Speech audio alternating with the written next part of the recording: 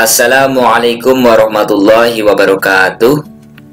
Berjumpa kembali dengan saya di channel SG Dubar, yaitu channel yang berisi pembahasan riset dan statistik. Pada pembahasan kali ini, kita akan membahas konsep dasar analisis uji hipotesis penelitian pada model regresi linear berganda dengan 3 prediktor, yaitu variabel X1, X2, X3, dan satu kriterium variabel Y. Pada tutorial ini kita akan bahas bagaimana langkah-langkah melakukan uji hipotesis pada analisis regresi linear berganda dengan 3 prediktor menggunakan program SPSS, serta bagaimana cara menginterpretasi hasil output secara detail dan jelas. Oleh karena itu, dalam menonton tutorial ini, jangan di-skip supaya tidak ada informasi yang terlewat.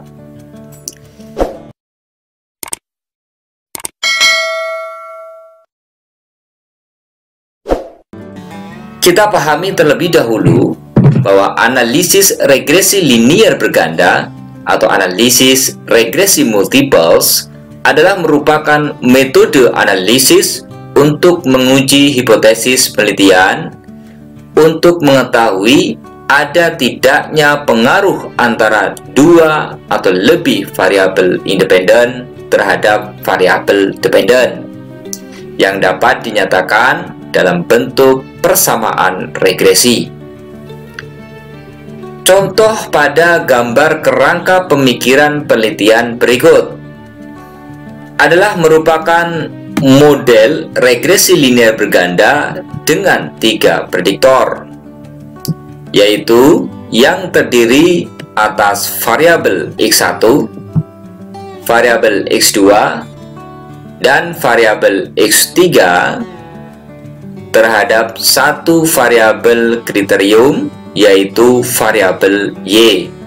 Dapat kita jelaskan pada kerangka pemikiran ini adalah merupakan penelitian yang dapat diberikan judul sebagai pengaruh variabel X1, X2, dan variabel X3 terhadap variabel Y, sehingga dapat dirumuskan suatu hipotesis penelitian, yaitu hipotesis 1, terdapat pengaruh variabel X1 terhadap variabel Y. Hipotesis 2, terdapat pengaruh variabel X2 terhadap variabel Y.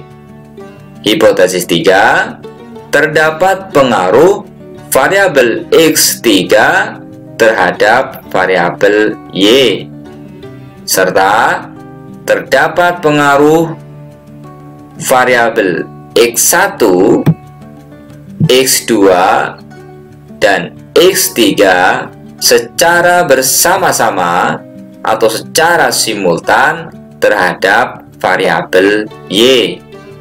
Dan juga dapat dirumuskan suatu model persamaan regresi, yaitu Y sama dengan beta 0 ditambah beta 1 X1 ditambah beta 2 X2 ditambah beta 3 X3, serta didapatkan rumus fungsi regresi Y sama dengan B0 ditambah B1 X1 ditambah B2 X2 ditambah B3 X3, di mana B0 ini adalah merupakan nilai konstanta, sedangkan B1, B2, dan B3 adalah merupakan koefisien regresi yang berkaitan dengan variabel X1, X2, dan variabel X3. Nilai konstanta B0 ini dan koefisien persamaan regresi B1, B2, dan B3 ini diperoleh dari sampel sehingga dibutuhkan pasangan data X1, data X2, data X3, dan data Y. Sebelum kita melakukan analisis regresi linear berganda untuk menguji hipotesis penelitian, maka syarat untuk dapat memetakan metode analisis selanjutnya, terlebih dahulu kita lakukan uji asumsi klasik. Adapun uji asumsi klasik sebelumnya telah dibahas pada channel ini, yang meliputi uji normalitas, uji linearitas, uji multikolinearitas, uji heteroskedastisitas, dan uji autokorelasi. Untuk lebih mudah dalam memahami cara uji hipotesis analisis regresi linear berganda dengan 3 prediktor, kita akan praktekkan dengan menggunakan program SPSS. Dan pada contoh uji hipotesis regresi linear berganda dengan 3 prediktor pada pembahasan ini, saya akan melakukan uji asumsi klasik, yaitu uji normalitas dan uji linearitas terlebih dahulu. Setelah itu, baru saya akan melakukan uji hipotesis regresi linear berganda dengan 3 prediktor. Baik, berikut diketahui adalah data hasil jawaban soal kuesioner yang didapat dari para responden, di mana data ini merupakan data dari hasil penelitian mahasiswa yang berjudul Pengaruh Kualitas Produk, Inovasi, dan Promosi terhadap Keputusan Pembelian, di mana kualitas produk ini dilambangkan dengan X1, kemudian variabel inovasi dilambangkan dengan X2, variabel promosi dilambangkan dengan X3, sedangkan keputusan pembelian sebagai variabel dependen ini dilambangkan dengan Y. Berdasarkan kerangka pemikiran penelitian ini, maka didapatkan suatu hipotesis, yaitu hipotesis 1, terdapat pengaruh antara kualitas produk terhadap keputusan pembelian. Hipotesis kedua, terdapat pengaruh inovasi terhadap keputusan pembelian. Hipotesis 3, terdapat pengaruh promosi terhadap keputusan pembelian. Dan hipotesis 4, terdapat pengaruh antara kualitas produk, inovasi, promosi secara bersama-sama atau secara simultan terhadap keputusan pembelian. Nah, pada tutorial ini kita akan uji apakah hipotesis 1, hipotesis 2, hipotesis 3, hipotesis 4 apakah diterima atau ditolak. Baik, supaya lebih mudah di dalam memahami, kita langsung praktikan bagaimana cara melakukan uji hipotesis pada penelitian dengan model regresi linear berganda 3 variabel independen. Kita buka SPSS-nya. Ya, SPSS terbuka, kita klik cancel. Kemudian kita berikan nama masing-masing variabel yang akan kita uji, serta menyesuaikan dengan format data yang akan kita uji. Caranya, kita klik terlebih dahulu variabel view, kemudian kita berikan nama masing-masing variabel yang akan kita uji. Pada kolom pertama, baris pertama, kita ketik X1 sebagai variabel X1, kemudian X2, X3, dan selanjutnya adalah variabel dependen, yaitu variabel Y. Jadi X1, X2, X3 ini adalah variabel independennya, sedangkan Y ini adalah variabel dependennya. Kita berikan masing-masing keterangan dari variabel tersebut. Pada kolom label X1 kita tulis sebagai variabel kualitas produk. Kemudian pada variabel X2 kita tulis sebagai inovasi, dan X3 kita tulis sebagai variabel promosi, serta Y sebagai variabel keputusan pembelian. Kemudian langkah selanjutnya adalah menyesuaikan dengan format sesuai data yang akan kita olah. Kita lihat data yang akan kita olah. Di sini datanya dalam bentuk bulat atau bukan desimal.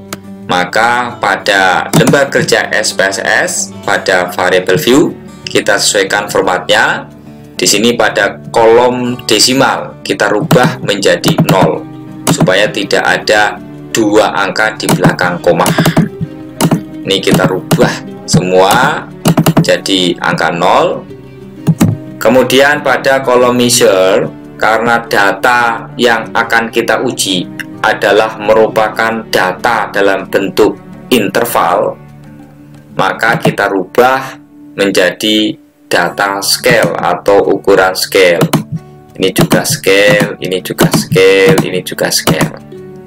Jadi perlu dijelaskan di sini bahwa data yang akan diolah ini adalah merupakan jumlah dari masing-masing skor variabel.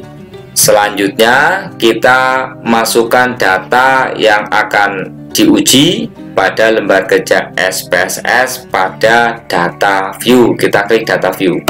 Nah, ini masih kosong, maka kita masukkan jumlah total skor dari variabel X1. Kita masuk ke Excel. Ini adalah skor total dari variabel X1. Kita copy, kemudian kita paste di kolom variabel X1. Selanjutnya untuk data variabel X2 kita pindahkan.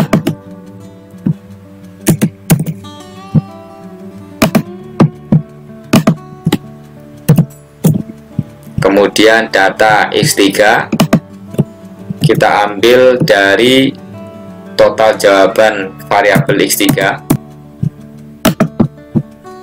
kita salin ke kolom variabel X3, kemudian data variabel Y.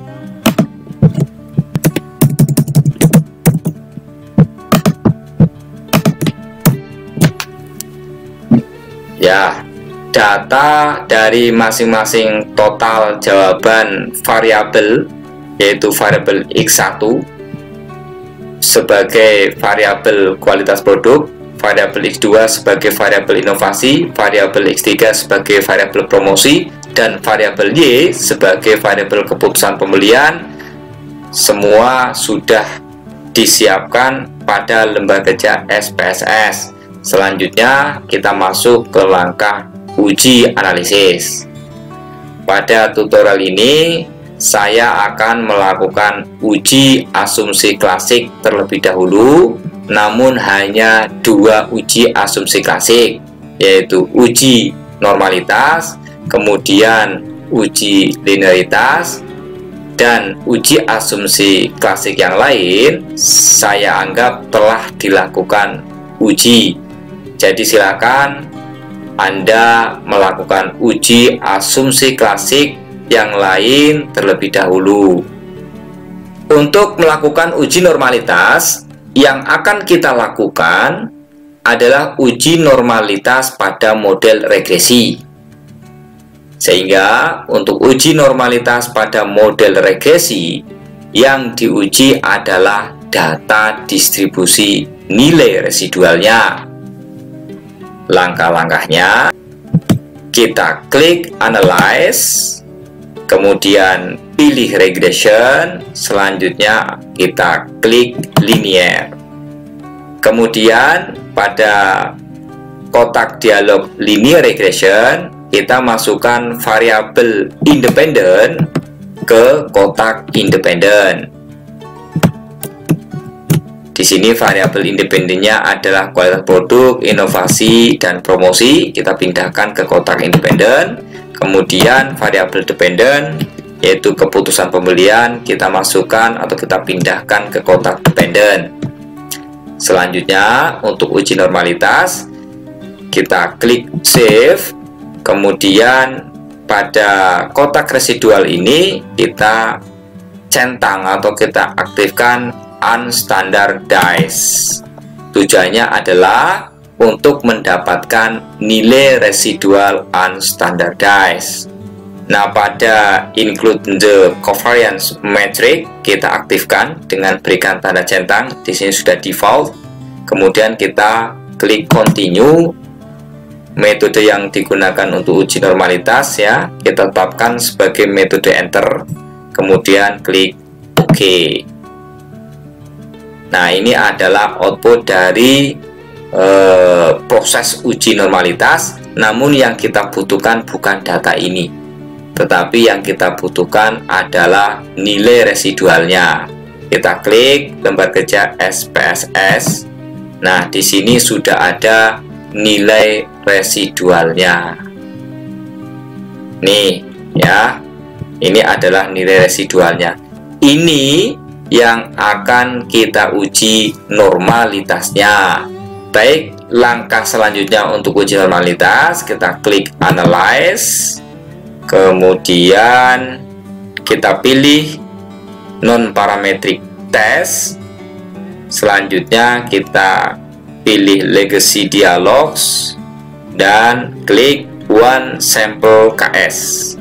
KS ini adalah Kolmogorov-Smirnov. Kita klik ya.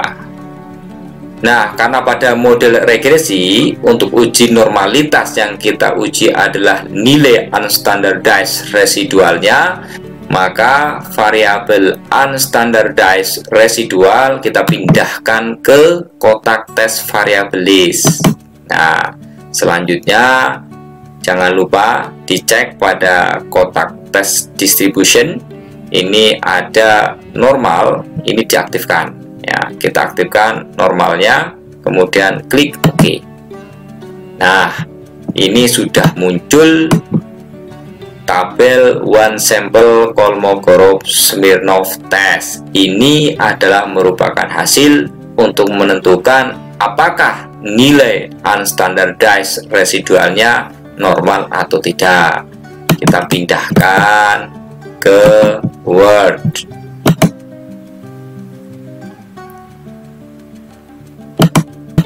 Saya paste di sini. Nah, ini adalah tabel hasil uji normalitas, yaitu tabel one sample Kolmogorov-Smirnov.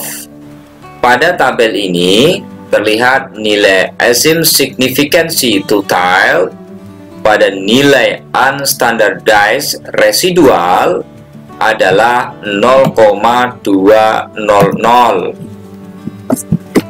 Saya berikan tanda stabilo hijau dan saya besarkan angkanya, di mana nilai 0,200 ini lebih besar dari 0,05,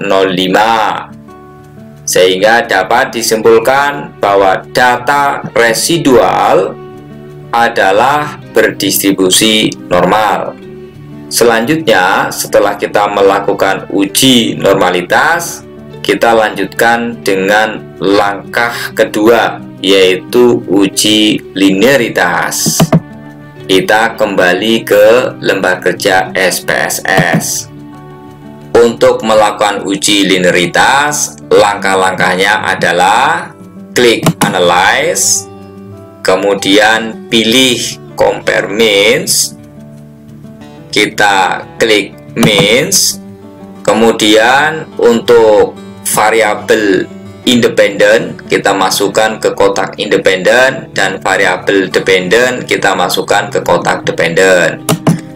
Di sini kualitas produk, inovasi, dan promosi kita masukkan ke kotak independen, kemudian keputusan pembelian kita masukkan ke kotak dependent list. Selanjutnya untuk uji linearitas pada option kita klik, kemudian pada kotak statistik for first layer kita aktifkan test for linearity, kemudian kita klik continue lalu klik OK. Nah, berikut adalah merupakan hasil uji linearitas. Yang pertama adalah hasil uji linearitas antara variabel keputusan pembelian dan variabel kualitas produk. Kita pindahkan ke Word untuk kita lakukan interpretasi. Berikut adalah tabel ANOVA untuk menyimpulkan hasil uji linearitas. Kita lihat pada nilai deviation from linearity pada kolom nilai signifikansinya. Di sini hubungan antara variabel kualitas produk terhadap variabel keputusan pembelian, nilai signifikansinya adalah 0,342, di mana 0,342 ini lebih besar dari 0,05. Jadi dapat disimpulkan bahwa hubungan antara kualitas produk dan keputusan pembelian ini memiliki hubungan yang linier. Selanjutnya kita lihat hubungan antara variabel inovasi terhadap variabel keputusan pembelian. Berikut adalah tabel ANOVA yang menjelaskan hubungan linearitas antara variabel inovasi terhadap keputusan pembelian. Kita pindahkan ke Word. Kita interpretasikan data berikut. Berikut adalah tabel ANOVA yang memberikan informasi hubungan antara variabel inovasi terhadap variabel keputusan pembelian. Di sini kita lihat nilai signifikansinya pada deviation from linearity, yaitu 0,772, di mana nilai 0,772 ini lebih besar dari 0,05, sehingga dapat disimpulkan bahwa hubungan antara variabel inovasi terhadap variabel keputusan pembelian memiliki hubungan yang linier. Selanjutnya kita lihat tabel ANOVA yang menjelaskan hubungan antara variabel promosi terhadap keputusan pembelian.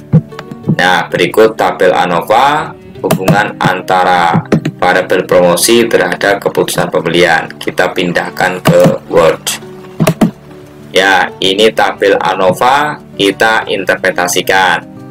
Di sini hubungan antara variabel promosi terhadap variabel keputusan pembelian, nilai signifikansinya dari deviation from linearity-nya adalah 0,607. Artinya nilai atau angka dari 0,607 ini lebih besar dari 0,05. Jadi dapat disimpulkan bahwa hubungan antara variabel promosi terhadap keputusan pembelian ini memiliki hubungan yang linier. Selanjutnya kita akan melakukan langkah-langkah uji hipotesis analisis regresi linier berganda dengan 3 prediktor. Kita masuk ke lembaga kerja SPSS. Langkah pertama pada uji regresi adalah kita klik Analyze, kemudian kita pilih Regression, lalu kita klik Linear. sebelumnya pada save ini, karena tadi di awal kita melakukan uji normalitas dengan mengaktifkan nilai unstandardized residualnya, maka kita nonaktifkan pada kotak unstandardized. Caranya kita klik save, kemudian kita bebaskan nilai unstandardized dengan cara klik. Nah, ini centrangnya hilang. Kemudian kita klik continue, kemudian kita klik statistik.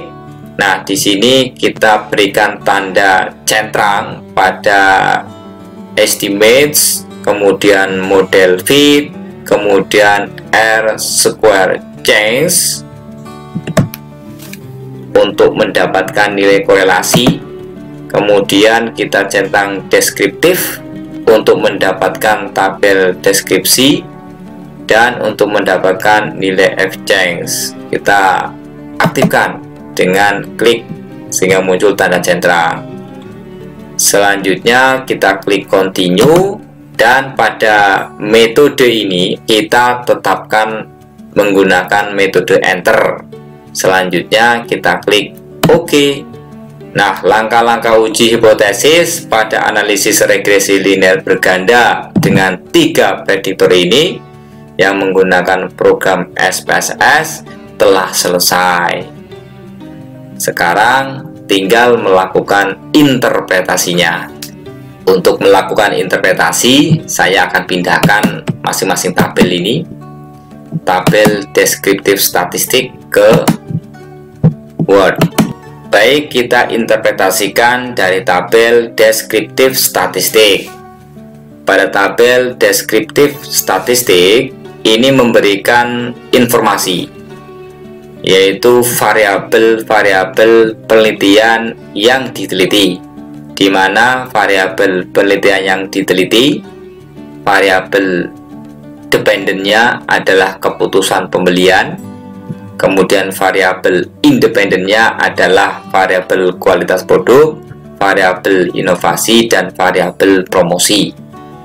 Kemudian pada tabel deskriptif statistik ini juga memberikan informasi nilai mean dari masing-masing variabel.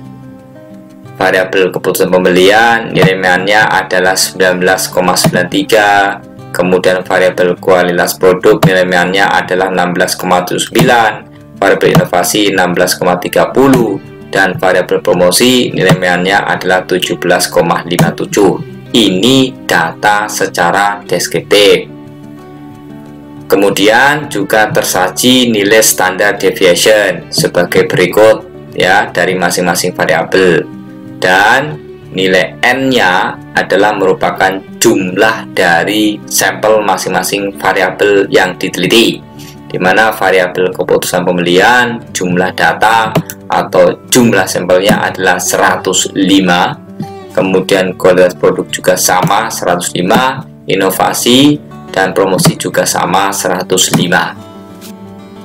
Pada tabel deskriptif statistik ini juga dapat digunakan untuk menyimpulkan ada tidaknya keanehan data, yaitu dengan melihat perbandingan antara nilai means dengan nilai standar deviation dari masing-masing variabel. Jika nilai standar deviation-nya ini ternyata lebih besar dari nilai means, maka dapat disimpulkan adanya suatu keanehan data atau yang disebut dengan data outlier.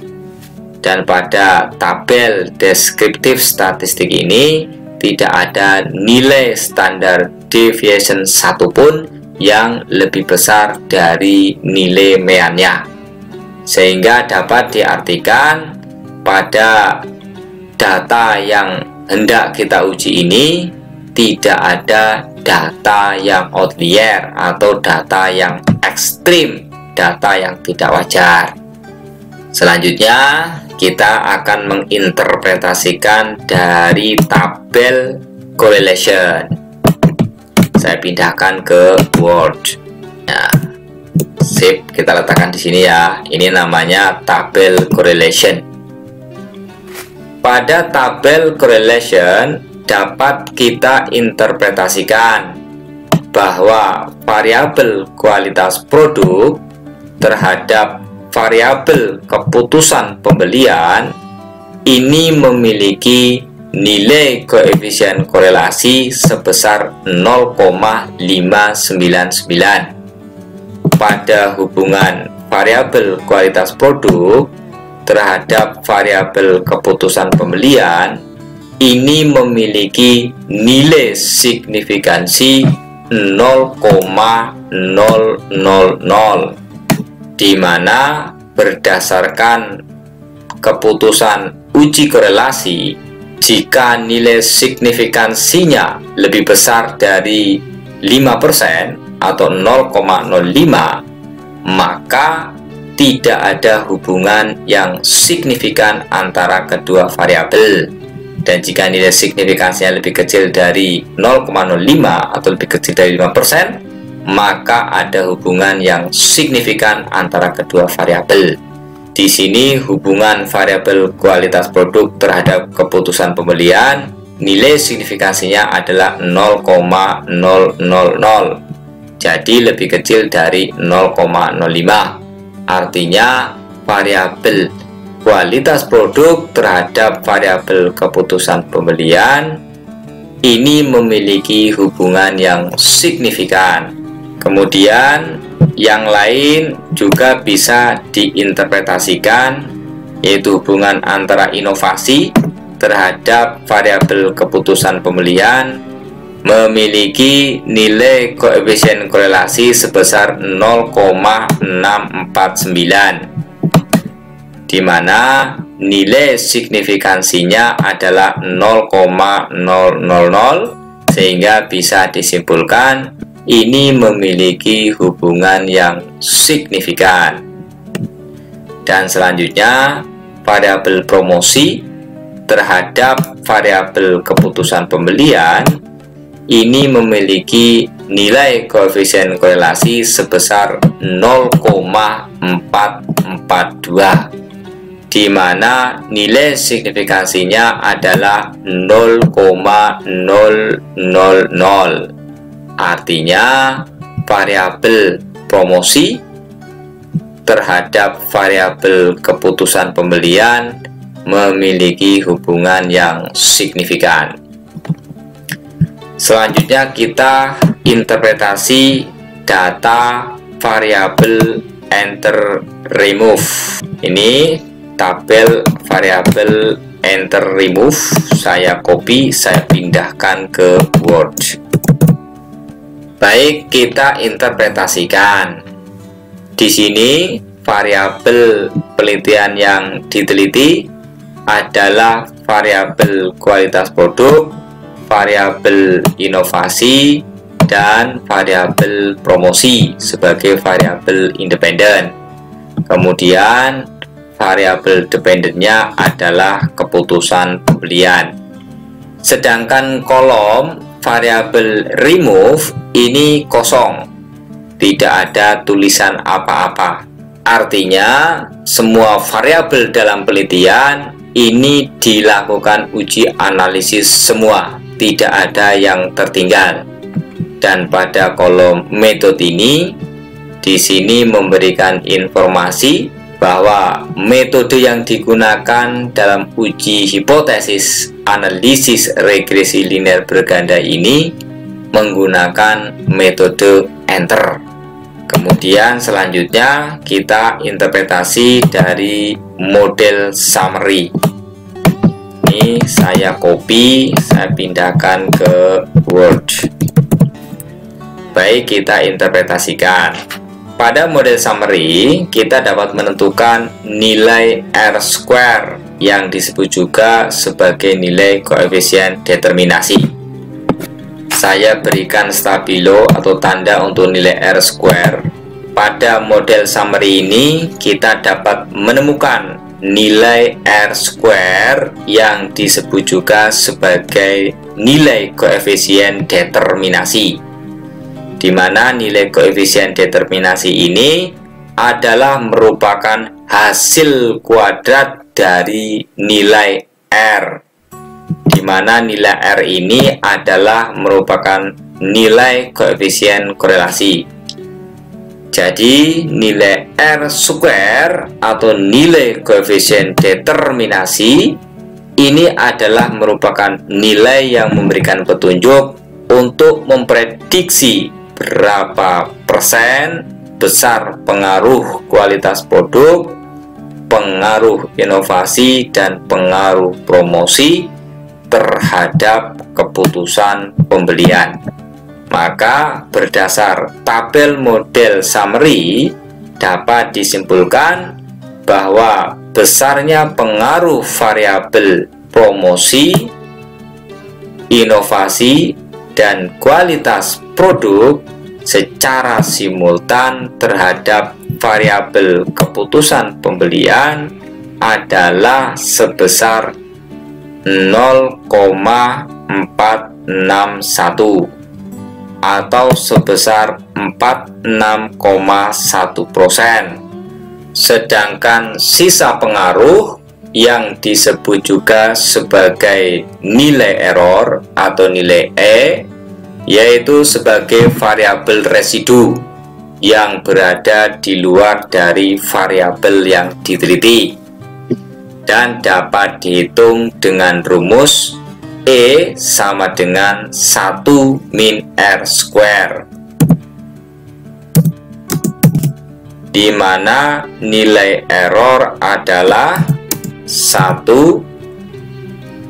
dikurangi 0,461 sama dengan 0,539, atau dapat dibaca sebagai besarnya nilai residu sama dengan 53,9%. Saya tulis 53,9%. Besarnya nilai R square atau nilai koefisien determinasi itu antara nilai 0 sampai dengan 1. Tetapi jika suatu ketika menjumpai nilai R square pada suatu penelitian nilainya negatif, maka dapat disimpulkan tidak adanya pengaruh antara variabel X atau variabel independen secara simultan atau secara bersama-sama terhadap variabel Y. Dan semakin kecil nilai R square-nya, maka semakin lemah pengaruh variabel independen atau variabel X secara simultan terhadap variabel dependen. Begitu sebaliknya, jika semakin besar nilai R square-nya, maka semakin kuat pengaruh variabel independen atau variabel X secara simultan terhadap variabel dependen. Selanjutnya kita lihat nilai F change. Ini nilai F change 28,831. Nilai F change ini dapat memberikan informasi kepada kita hasil uji korelasi secara simultan atau secara bersama-sama, yaitu ada tidaknya hubungan antara variabel independen secara simultan atau secara bersama-sama terhadap variabel dependen, di mana dasar keputusannya adalah sebagai berikut. Jika nilai signifikansi F change ini lebih kecil dari 0,05, maka dapat disimpulkan bahwa variabel independen secara simultan terdapat korelasi. Namun sebaliknya, jika nilai signifikansi F change ini lebih besar dari 0,05, maka dapat disimpulkan bahwa variabel independen secara simultan tidak terdapat korelasi. Maka berdasarkan nilai signifikansi F change pada output SPSS pada tabel model summary ini, nilai signifikansi Fj sama dengan 0,000. Artinya nilai 0,000 ini lebih kecil dari 0,05, sehingga dapat disimpulkan bahwa variabel independen atau variabel promosi, variabel inovasi, dan variabel kualitas produk terdapat hubungan dengan keputusan pembelian. Maka apabila kita merujuk pada referensi Wiratna Soejarweni, dapat dilihat data sebagai berikut, di mana jika nilai koefisien korelasinya antara 0,00 sampai dengan 0,20, maka dapat diartikan terdapat korelasi yang sangat lemah. Jika nilai koefisien korelasi 0,21 sampai dengan 0,40, maka korelasi bisa dikatakan lemah. Jika nilai koefisien korelasi 0,41 sampai dengan 0,70, maka dapat diartikan memiliki korelasi yang sedang.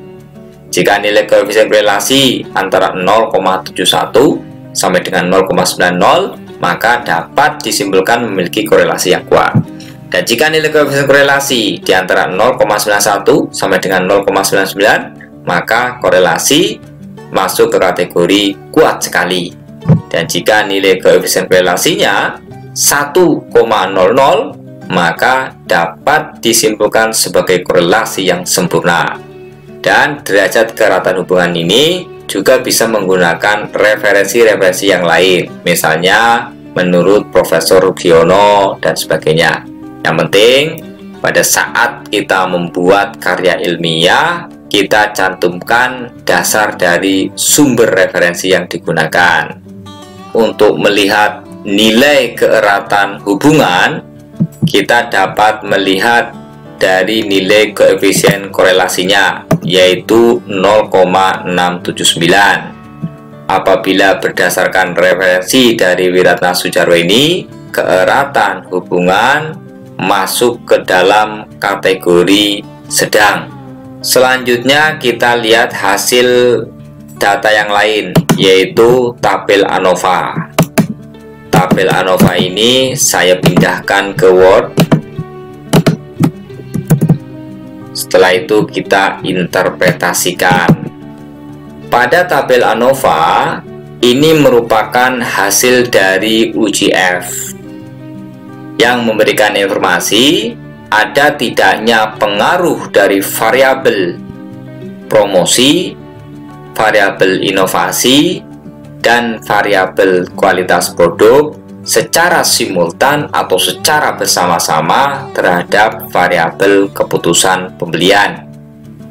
Dan nilai F ini atau tabel ANOVA ini akan menjawab dari hipotesis 4 pada model regresi linier berganda dengan 3 prediktor, di mana dari hasil uji F didapatkan nilai signifikansi adalah 0,000, di mana jika nilai signifikansinya lebih kecil dari 0,05, maka dapat disimpulkan bahwa variabel promosi, variabel inovasi, dan variabel kualitas produk secara simultan atau secara bersama-sama memiliki pengaruh terhadap variabel keputusan pembelian. Nah, untuk menyimpulkan dari hasil uji F, dasar pengambilan keputusan ini adalah sebagai berikut. Jika nilai signifikansinya lebih kecil dari 0,05, maka variabel independen secara simultan berpengaruh terhadap variabel dependen atau variabel Y. Sebaliknya, jika nilai signifikansinya ternyata lebih besar dari 0,05, maka variabel independen secara simultan atau secara bersama-sama berpengaruh terhadap variabel dependen. Nah, untuk menyimpulkan hasil uji F, selain menggunakan perbandingan dengan nilai signifikansi 0,05, dapat juga dilakukan dengan melakukan perbandingan antara nilai F hitung dengan nilai F tabel, di mana dasar pengambilan keputusannya, jika nilai F hitung lebih besar dari F tabel, maka hipotesis diterima. Artinya variabel independen secara simultan berpengaruh terhadap variabel dependen. Dan jika nilai F hitung lebih kecil dari F tabel, maka hipotesis ditolak. Artinya variabel independen secara simultan tidak berpengaruh terhadap variabel dependen. Kita praktekkan bagaimana jika menggunakan perbandingan antara F hitung dengan F tabel. Untuk F hitung, kita ambil data dari tabel ANOVA, yaitu nilai F hitung adalah 28,831. Kemudian kita tinggal mencari data F tabel, di mana data F tabel ini merupakan hubungan dari nilai degree of freedom 1 dengan nilai degree of freedom 2, atau dapat dihitung dengan rumus manual. Degree of freedom 1 rumusnya adalah K-1, sedangkan nilai degree of freedom 2 adalah N-K. K ini adalah merupakan jumlah total variabel. Jadi dalam persamaan regresi linear berganda 3 prediktor, jumlah K atau jumlah variabelnya adalah jumlah yang meliputi variabel independen dan variabel dependen. Maka nilai K-nya adalah 4, karena total variabelnya adalah 4, dikurangi 1 dibandingkan dengan nilai DF2, di mana nilai N ini adalah merupakan jumlah dari sampel. Dan jumlah dari sampel, kalau kita telusuri jejaknya, ini bisa dilihat dari nilai N. Ini nilai N-nya ya, semuanya adalah 105. Berarti bisa kita tulis di sini 105 dikurangi jumlah variabel, maka sama dengan 3 dibanding 101. Ini cara menentukan F tabel, yaitu hubungan antara nilai DF1 dengan DF2,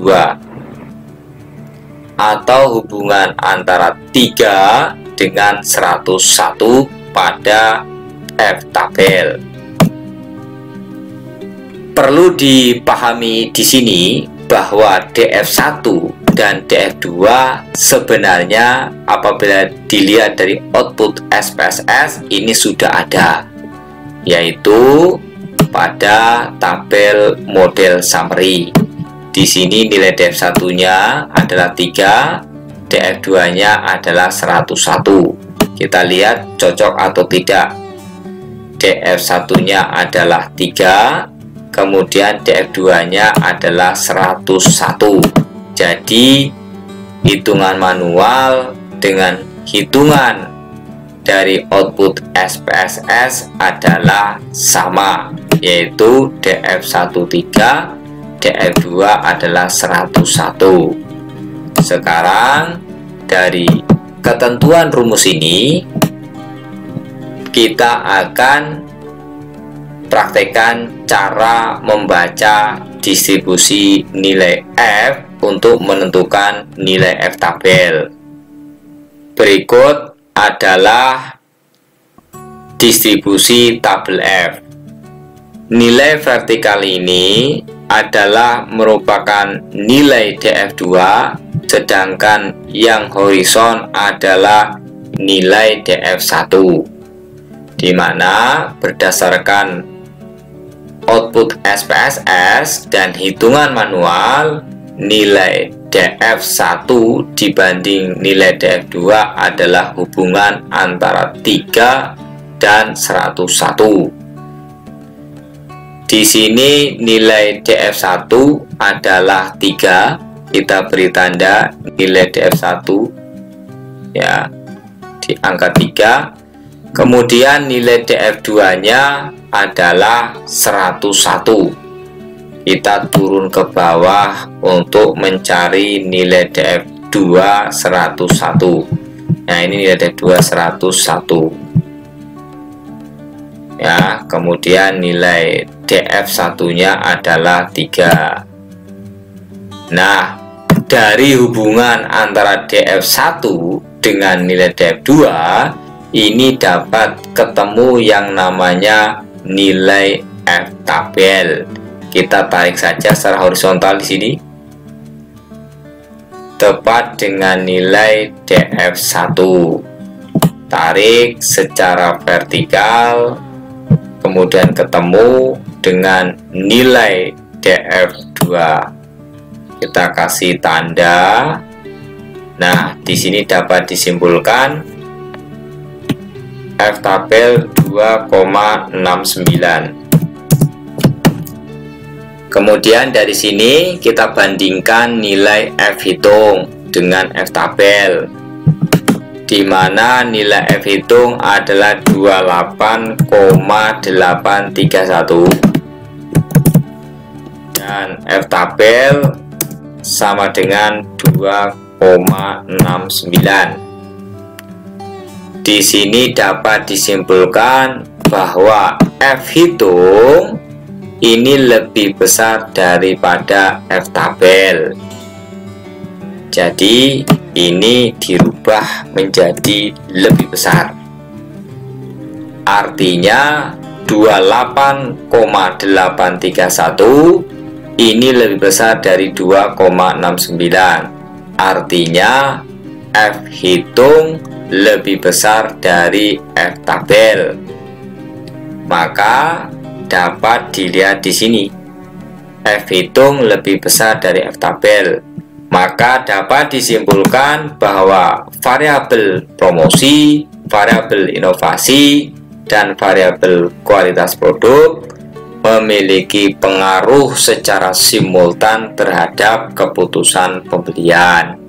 Dari dua cara ini, menggunakan parameter probability 0,05 dengan menggunakan perbandingan nilai DF1 dibanding DF2 memiliki hasil yang sama, yaitu variabel independen sama-sama memiliki pengaruh secara simultan atau secara bersama-sama terhadap variabel keputusan pembelian. Selanjutnya kita menginjak ke tabel output yang lain, yaitu tabel output koefisien. Saya pindahkan tabel output koefisien ke Word.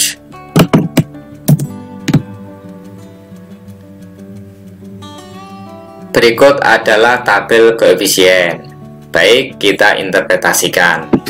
Pada tabel koefisien ini dapat memberikan suatu informasi kepada kita sebagai hasil dari uji T, yaitu uji yang bertujuan untuk mengetahui apakah variabel independen, dalam hal ini variabel kualitas produk, variabel inovasi, dan variabel promosi, secara parsial atau secara sendiri-sendiri apakah memiliki pengaruh terhadap variabel dependen, yaitu variabel keputusan pembelian. Jadi pada uji T ini digunakan untuk menguji atau membuktikan hipotesis 1, hipotesis 2, dan hipotesis 3 secara parsial terhadap variabel Y pada model regresi linear berganda dengan 3 prediktor. Atau dengan uji T dapat menjawab diterima atau tidaknya ketiga hipotesis tersebut yang sebelumnya sudah ditentukan, di mana dasar pengambilan keputusan untuk uji T atau uji pengaruh parsial, jika nilai signifikansinya lebih kecil dari 0,05 maka hipotesis diterima. Artinya ada pengaruh variabel independen atau variabel X secara parsial terhadap variabel dependen. Dan jika nilai signifikansinya lebih besar dari 0,05 maka hipotesis ditolak. Artinya tidak ada pengaruh antara variabel independen atau variabel X secara parsial terhadap variabel dependen. Maka berdasar tabel koefisien dapat diinterpretasikan bahwa nilai signifikansi dari variabel kualitas produk adalah 0,015, di mana nilai ini lebih kecil dari 0,05. Maka dapat disimpulkan pada penelitian ini hipotesis 1 ini diterima, atau ada pengaruh antara variabel kualitas produk secara parsial terhadap variabel keputusan pembelian. Kemudian yang kedua, jika kita melihat variabel inovasi terhadap variabel keputusan pembelian, dapat dilihat di sini nilai signifikansinya adalah 0,000. Artinya nilai 0,000 ini lebih kecil dari 0,05. Maka dapat disimpulkan hipotesis 2 ini diterima, atau ada pengaruh antara variabel inovasi secara parsial terhadap variabel keputusan pembelian. Selanjutnya hasil uji untuk hipotesis 3, yaitu pengaruh antara variabel promosi terhadap keputusan pembelian. Di sini nilai signifikansinya adalah 0,834, di mana nilai 0,834 ini lebih besar dari 0,05. Maka dapat disimpulkan bahwa hipotesis 3 dalam penelitian ini ditolak, atau tidak ada pengaruh antara variabel promosi secara parsial terhadap variabel keputusan pembelian. Kemudian selain menggunakan perbandingan 0,05 untuk menyimpulkan dari uji T atau uji parsial, juga dapat dilakukan dengan membandingkan antara T hitung dengan T tabel. Maka berdasarkan dari tabel koefisien ini, nilai T hitung pada variabel kualitas produk adalah 2,476. Kemudian nilai T hitung pada variabel inovasi adalah 4,193, dan nilai T hitung pada variabel promosi adalah 0,210. Selanjutnya kita bandingkan atau kita cari T tabel. Di sini akan saya praktikkan bagaimana ketika kita menggunakan T tabel untuk menyimpulkan dari hasil uji T. Saya akan praktikkan bagaimana cara membaca distribusi nilai T. Untuk mendapatkan nilai T tabel, kita dapat mencari T tabel dengan rumus sebagai berikut. T T-tabel sama dengan alfa dibagi 2. Nilai alfa ini adalah merupakan taraf atau tingkat signifikansi yang merupakan probabilitas dalam tabel T. Kita bisa asumsikan penelitian menggunakan nilai alfa 0,05, maka dibagi 2 sama dengan nilai N ini adalah jumlah responden. Jumlah responden adalah 105 dikurangi K ini adalah jumlah variabel, jadi dikurangi 4, sehingga 0,05 dibagi 2 adalah 0,025 dibanding dengan 105 kurangi 4 sama dengan 101. Nah, dari modal ini kita lanjutkan dengan mencari nilai T-tabel. Kita buka nilai T-tabelnya. Berikut adalah nilai T-tabel, di mana nilai T-tabel ini adalah merupakan hubungan dari 0,025 dengan hubungan nilai N-K, yaitu 101. Kita lihat 101, ini 101.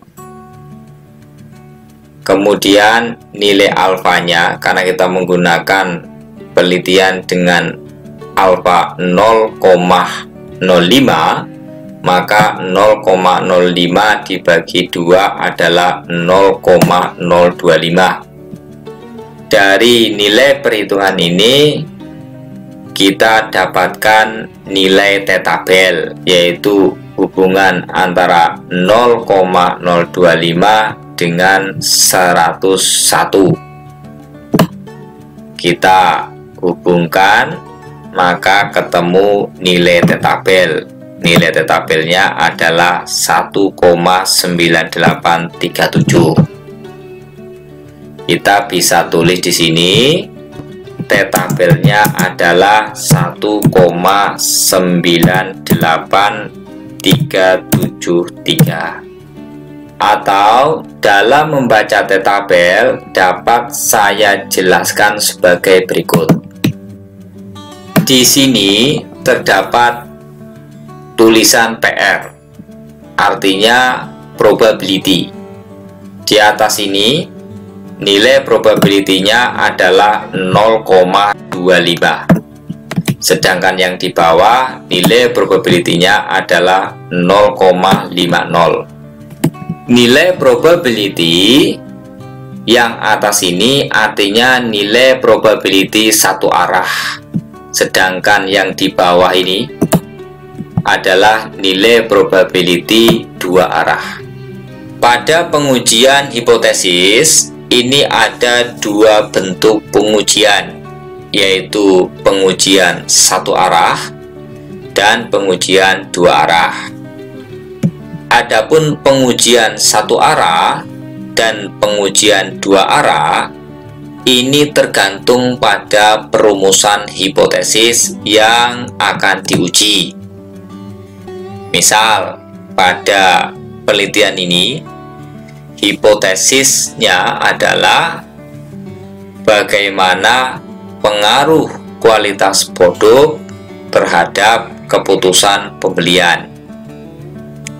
Artinya bisa arahnya positif, bisa juga arahnya negatif. Kemudian pada hipotesis variabel berikutnya terdapat pengaruh variabel inovasi terhadap keputusan pembelian. Ini juga merupakan hipotesis dua arah, karena bisa saja arahnya positif, arahnya negatif. Kemudian apabila hipotesisnya satu arah, maka dapat digunakan nilai probability pada baris yang sebelah atas ini. Contoh, hipotesis yang satu arah. Terdapat pengaruh yang positif antara kualitas produk terhadap keputusan pemilihan. Artinya, hipotesisnya adalah satu arah, yaitu arah positif. Jadi untuk menentukan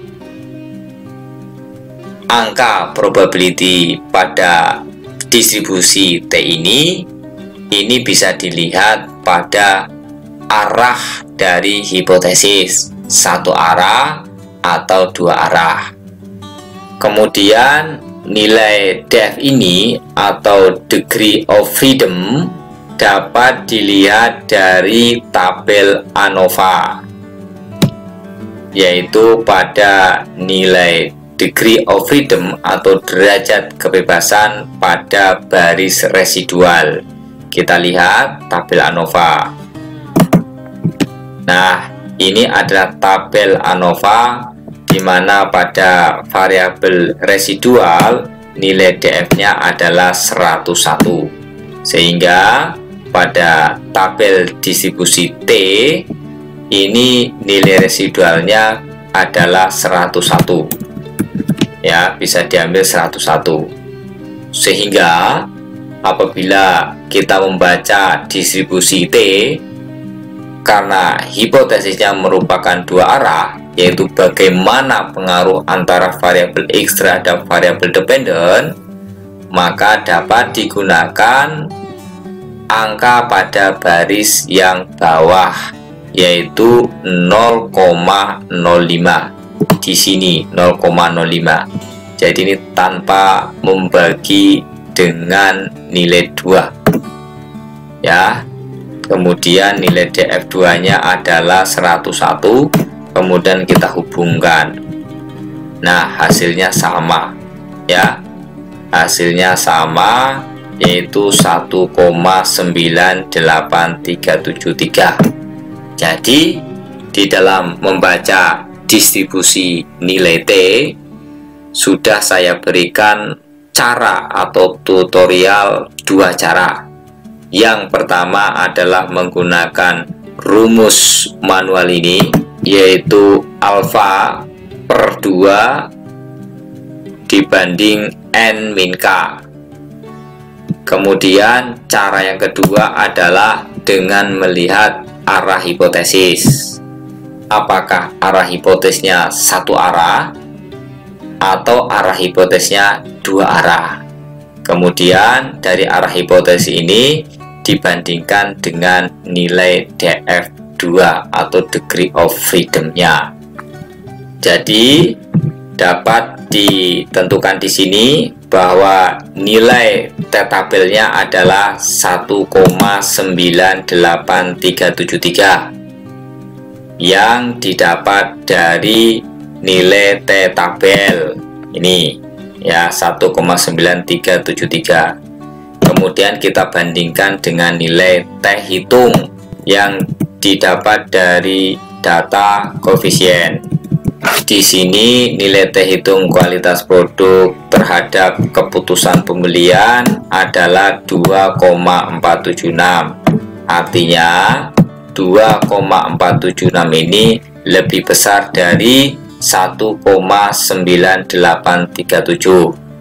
Jadi dapat disimpulkan hipotesis 1 diterima, atau ada pengaruh antara variabel kualitas produk secara parsial terhadap variabel keputusan pembelian. Jadi jawaban dari hipotesis 1 pada model regresi linear berganda pada uji analisis penelitian ini diterima. Kemudian yang kedua, nilai T hitung dari variabel inovasi produk terhadap keputusan pembelian adalah 4,193. Artinya 4,193 ini lebih besar dari T tabel, maka dapat disimpulkan hipotesis diterima, atau ada pengaruh antara variabel inovasi secara parsial terhadap variabel keputusan pembelian. Kemudian uji hipotesis yang ketiga, yaitu merupakan hubungan antara variabel promosi terhadap variabel keputusan pembelian, di mana nilai T hitungnya adalah 0,210.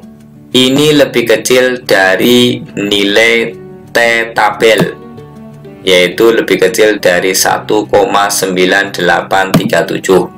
Maka dapat disimpulkan hipotesis 3 ini ditolak, atau tidak ada pengaruh antara variabel promosi secara parsial terhadap variabel keputusan pembelian.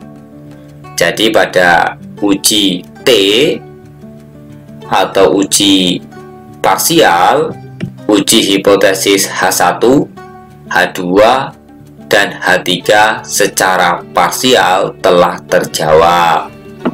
Dari tabel koefisien ini juga dapat dibuat sebuah persamaan regresi. Untuk menentukan persamaan regresi, kita membutuhkan data unstandardized coefficient pada nilai beta. Berarti nilainya adalah ini, yaitu dengan nilai konstanta adalah 3,175. Bisa ditulis di sini nilai konstanta 3,175, kemudian ditambah 0,380 dikali variabel X1 atau variabel kualitas produk, kemudian ditambahkan 0,607 dikali inovasi, kemudian ditambah 0,207 dikali X3. Ini adalah merupakan persamaan regresi. Saya jelaskan lebih lanjut bahwa nilai 3,175 adalah merupakan nilai konstanta, atau disebut juga nilai intercept. Dan nilai konstanta ini ya bernilai positif. Sedangkan 0,380 ini adalah merupakan nilai slope dari variabel X1. Kemudian nilai 0,607 ini adalah merupakan nilai slope dari variabel X2 atau variabel inovasi. Sedangkan 0,027 ini adalah merupakan nilai slope dari variabel X3 atau variabel promosi. Kemudian dari persamaan ini dapat disimbolkan bahwa rata-rata nilai variabel Y ini akan mengalami perubahan sebesar 0,380 per unit perubahan pada variabel X1, dan terjadi rata-rata nilai variabel Y akan mengalami perubahan sebesar 0,607 per unit perubahan pada variabel X2, serta terjadi rata-rata nilai variabel Y akan mengalami perubahan sebesar 0,027 per unit perubahan pada variabel X3. Namun seandainya suatu ketika mendapatkan suatu penelitian dengan nilai konstanta yang negatif, ini misalnya nilainya bukan positif tapi negatif, maka jangan dijadikan suatu persoalan hasil karena konstanta negatif ini bisa diabaikan selama model regresi yang kita uji telah memenuhi syarat uji asumsi klasik sebagai regresi linier yang baik. Selama nilai slope ini tidak nol, ini nilai slope 0,380, 0,607, 0,027. Ini selama nilai slope tidak nol, maka kita tidak perlu memperdulikan nilai konstanta yang negatif. Karena pada penelitian yang menggunakan data primer dengan pengambilan data sikap dengan cara kuesioner yang menggunakan skala Likert pada pilihan jawaban 1 sampai dengan 5 dan sebagainya, ini tidak membuktikan akan mendapatkan jawaban dari nilai X1, nilai X2, dan nilai X3 sama dengan 0. Jadi pada model regresi yang digunakan untuk memprediksi dari nilai Y, ini didasarkan pada variabel X, variabel X1, variabel X2, variabel X3, ya, atau variabel independen. Maka yang menjadi perhatian adalah nilai independennya atau nilai slope-nya, yaitu variabel X1, X2, X3, bukan dipusingkan oleh nilai negatif atau positifnya suatu nilai konstanta. Jadi konstanta yang negatif bukan menjadi suatu alasan kalau persamaan regresi yang didapat dalam penelitian adalah salah. Banyak referensi yang menjelaskan dan memperkuat penjelasan perihal konstanta persamaan regresi yang negatif. Jadi ini adalah merupakan persamaan regresi yang didapatkan dari output koefisien. Demikian pembahasan dari uji regresi linear berganda dengan 3 prediktor dengan detail dan jelas.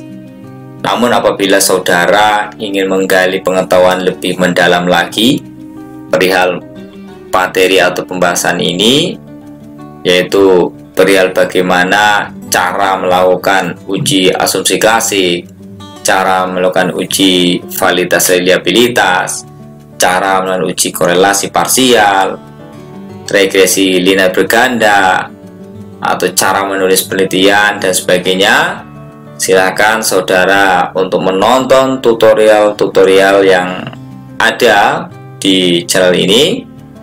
Dan apabila channel ini dirasa memberikan manfaat, silakan saudara untuk like, untuk share, dan untuk subscribe supaya setiap informasi yang akan saya update saudara bisa mengetahui lebih lanjut dan digunakan sebagai mana mestinya untuk membantu proses penelitian. Terima kasih. Wassalamualaikum warahmatullahi wabarakatuh.